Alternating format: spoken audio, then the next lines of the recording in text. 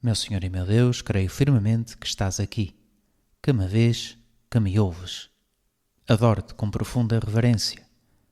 Peço-te perdão dos meus pecados e graça para fazer, com fruto, este tempo de oração.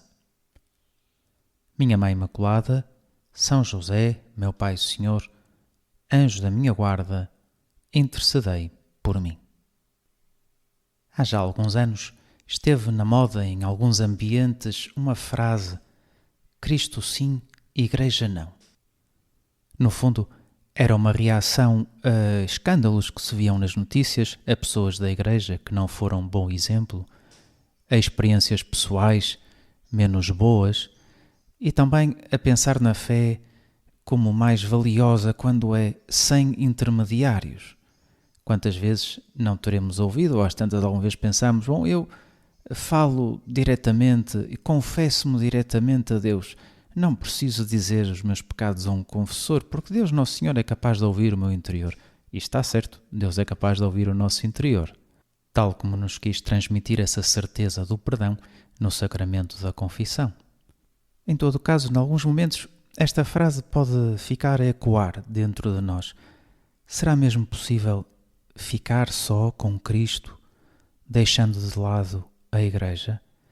Não será mais pura a minha fé se me dirijo diretamente a Ti, Senhor, sem nenhum tipo de intermediários, sem complicações e sem limitações humanas?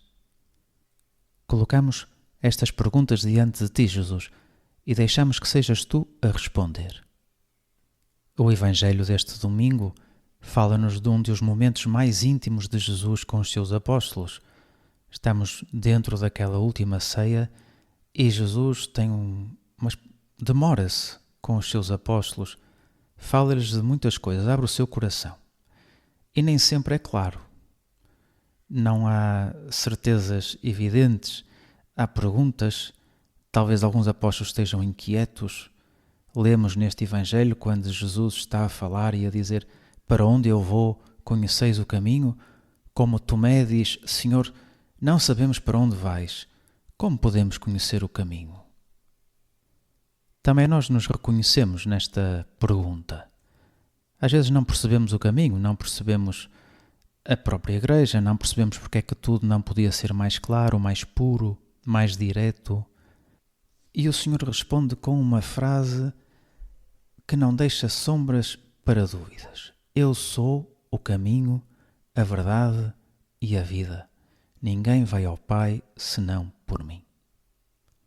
Tu, Jesus, és o caminho. Santo Agostinho, meditando nesta passagem do Evangelho, explica-nos que é Jesus que nos diz: se procuras por onde ir, eu sou o caminho. Se procuras para onde ir, eu sou a verdade. E se procuras onde permanecer, eu sou a vida. E Senhor, se Tu és o caminho, então não posso inventar outro. Tenho de seguir a Ti. Fora desse caminho estarei mal. Se Tu és a verdade, então não posso escolher só uma parte da verdade.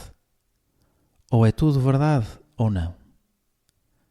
E se Tu és a vida, então não tem sentido que eu procure viver fora de Ti. E é aqui que essa frase, Cristo sim, Igreja não, começa a abanar, começa a ruir. Porque eu não posso dizer: Senhor, gosto muito de Ti, acredito mesmo em Ti, confio-me a Ti, mas em algumas coisas.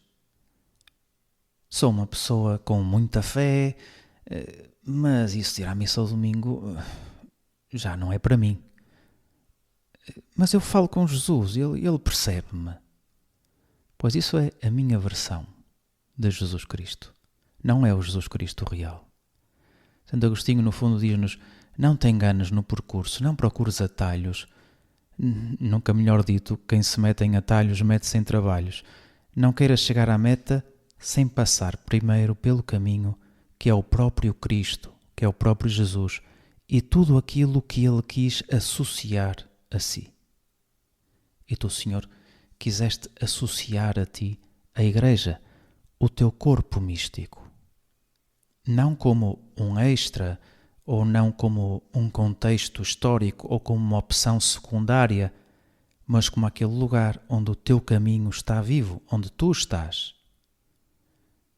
E nós às vezes, por falta de fé, por falta de visão sobrenatural, olhamos para a igreja e vemos coisas que nos custam, vemos limites, vemos pecados, vemos fragilidades. Às vezes até nos pode passar pela cabeça pensar, é melhor começar isto tudo de novo.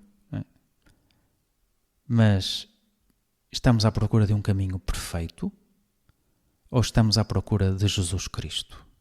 Porque o caminho que Jesus Cristo não é um caminho idealizado, é um caminho real. Jesus Cristo encarnou, fez-se homem, experimentou as limitações humanas, experimentou a fragilidade humana, a cruz. E quando cedemos a essa tentação de rejeitar a igreja por ela ser imperfeita, no fundo estamos a rejeitar o modo concreto como Jesus quis ser caminho. Não escolheu um corpo perfeito.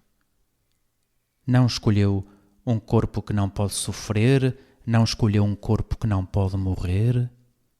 Repara que nos primeiros séculos houve algumas heresias que foram por aqui, quer dizer, algumas mentiras que foram aparecendo, que diziam que, Jesus não é que fosse realmente um homem, quer dizer, seria uma pessoa sobre quem Deus desceu e que depois, no momento da cruz, antes de morrer, saiu desse corpo e foi aquele corpo que morreu, mas Jesus não sofreu nada, porque é Deus.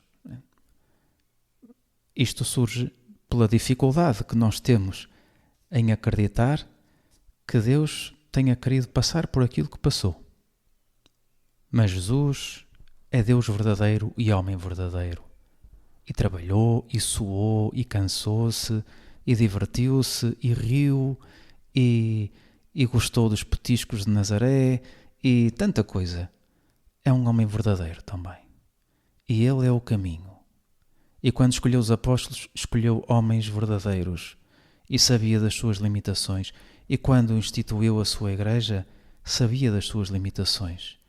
E, no entanto, sabia que o Espírito Santo nunca ia abandonar esta igreja.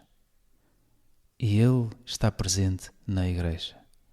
Ele está na Eucaristia, ele está nos sacramentos. A Eucaristia que edifica a igreja. Por isso não existe aquele Cristo sim, aquele Cristo perfeito. Não podemos escolher o Cristo que nos agrada, o Cristo que não nos compromete. Esse Cristo não existe. O Cristo verdadeiro diz-me, eu sou o caminho. Um caminho que passa por aprender a viver com os outros, a perdoar, a aceitar as limitações, a pedir perdão, a servir. Um caminho que passa por pessoas que estão ao nosso lado com as suas histórias, com as suas limitações concretas. Eu sou o caminho. Se procuras por onde ir, pois, Senhor, quantas vezes eu procuro caminhos mais fáceis, mais individuais, que possa controlar melhor. Se procuras para onde ir, quantas vezes eu reduzo a verdade àquilo que entendo, ou que aceito, ou que me parece lógico. Se procuras onde estar, quantas vezes eu fujo para quando as coisas se tornam mais exigentes. E, no entanto, se procuro estas coisas, tenho de dirigir-me a ti. E tu estás na igreja. Não estás numa ideia, numa espiritualidade vaga, mas em algo de concreto. Cristo, sim. Igreja, sim. Não posso amar-te, Senhor, ignorando o teu corpo. Não posso seguir-te recusando o caminho que tu escolheste para mim. Ajuda-me a olhar de novo sobre a igreja com um olhar que não é ingênuo, que é realista, mas que ao mesmo tempo é sobrenatural e que sabe que esta igreja precisa da minha oração. Um olhar que te saiba ver presente, mesmo quando há fraqueza. Um olhar que não desiste dos limites humanos, mas que aprende a amar como tu amas.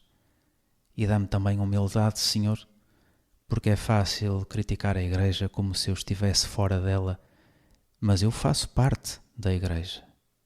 E eu também faço parte desse corpo frágil. E talvez uma conversão que possamos ter, ou um propósito que possamos fazer nestes minutos, é não dizer eles na igreja, mas nós na igreja. Eles fazem isto e aquilo. Não, nós. Nós queremos ser melhores. Nós queremos ajudar-nos a ser melhores. Senhor, Tu és o caminho, não quero o outro. Tu és a verdade e eu não quero reduzir essa verdade. Tu és a vida e eu não quero procurá-la fora de Ti, mas quero procurá-la na Tua igreja. Que Nossa Senhora nos ajude a tomarmos consciência disto. Ela que é a mãe da igreja, que nos ajude a darmos conta de quem somos. Como diz São Pedro na sua primeira carta, que somos uma geração eleita, um sacerdócio real, uma nação santa, um povo adquirido por Deus para anunciar os seus louvores. Apesar dos nossos erros e das nossas limitações, com a ajuda de Maria, chegaremos a sê-lo. Dou-te graças, meu Deus, pelos bons propósitos, afetos e inspirações que me comunicaste nesta meditação. Peço-te ajuda para os pôr em prática. Minha Mãe Imaculada, São José, meu Pai e Senhor, anjo da minha guarda, intercedei por mim.